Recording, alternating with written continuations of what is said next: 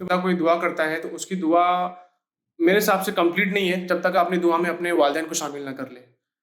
ٹھیک ہے، وہ دعا کیسے کیسے مطلب کمپلیٹ ہوگی کہ وہ سب کے لیے دعا مانگ لے اور اپنے ماں باپ کو بھول جائے. تو میرے خیال سے ماں باپ کے لیے دعا مانگنا پوری دعا کا ایک سب سے اہم حصہ ہے. جب آپ نے اپنے ماں باپ کے لیے دعا مانگ لیا اور پھر آپ کچھ بھی مانگیں تو وہ ایک دعا کمپلیٹ دعا ہوگی میرے حساب سے. ٹھیک ہے.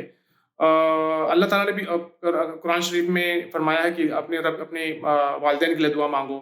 رب ارحمہما کما ربیانی صغیرا، اے رب میرے ماں باپ پر اس طرح رحم فرما جس طرح انہوں نے ہمارے بچپن میں ہم پر رحم فرمایا. اچھا، اس میں ایک بات بہت امپورٹنٹ ہے کہ اللہ تعالیٰ فرما رہا ہے کہ یہ کیوں الفاظ ہے کہ جس طرح انہوں نے بچپن میں رحم فرمایا.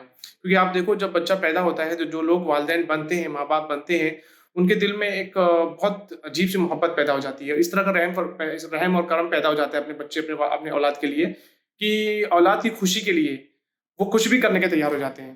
اس کی کیئر کے لیے ہر دکھ سکھ اس کے لیے سہتے ہیں. ٹھیک ہے. یہاں تک کہ اگر بچے پر جان بھی پڑ جائے اور ان کو لگے کہ ان کی جان دے کر کے بچوں کی جان بچ جائے گی تو وہ جان دے دیتے ہیں، جان دینے کے لیے ریڈی ہو جاتے ہیں. صحیح ہے. تو اس طرح کا رحم اور کرم، اس طرح کی محبت اللہ تعالیٰ ماں باپ والدین کے دل میں پیدا کر دیتا ہے بچوں کے لیے.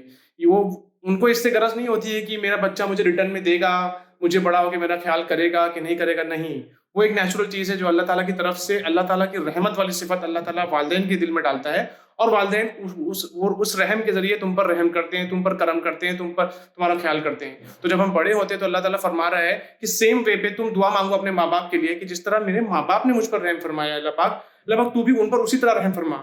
مطلب وہ اللہ تعالیٰ یہ کہہ رہا ہے کہ میں نے تمہارے لیے رحم ڈالا تھا تمہارے ماں باپ کے بیچ میں، اب تم مجھ سے اپنے ماں باپ کے لیے رحم مانگو. اور ماں باپ کا تو کوئی حدیث میں آتا ہے کہ ماں باپ کا والدین کا کوئی بدلہ نہیں کر سکتا، والدین کا کوئی حق ادا نہیں کر سکتا. ان کا اتنا بڑا حق ہوتا ہے. تو جب ہم حق ادا نہیں کر سکتے، کم سے کم اتنا تو کر سکتے ہیں کہ ہماری ہر دعا میں اپنے والدین کو یاد کریں. تو پلیز آپ لوگ یاد رکھو کہ اپنے والدین کو ہر دعا میں یاد رکھو، ہر دعا میں. اور ٹائم نہیں ہے آپ کے پاس، آپ نماز پڑھتے ہو، نماز کے بعد آپ جو دعا مانگتے ہو، آپ کے پاس وقت نہیں ہے، بہت لوگ نماز کے بعد دعا مانگنے چلے جاتے ہیں. تو پھر بھی آپ کم سے کم اپنے ماں باپ کے لیے یہ الفاظ بول کے چلے جاؤ: اے اللہ میرے ماں باپ پر رحم فرما جس طرح انہوں نے مجھ پر بچپن میں رحم فرمایا. چاہے وہ ماں باپ حیات میں ہو چاہے نہ ہو، چاہے زندہ ہو چاہے نہ ہو، دعا میں ان کو ہمیشہ یاد رکھو. مرتے دم تک اپنی دعاؤں میں اپنے والدین کو یاد رکھو.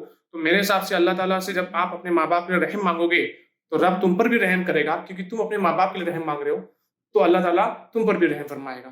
تو میرا کانسیپٹ یہ ہے کہ اپنی دعاؤں میں ہمیشہ نیور فارگیٹ یور پیرنٹس، اپنے پیرنٹس کو ہمیشہ یاد رکھو.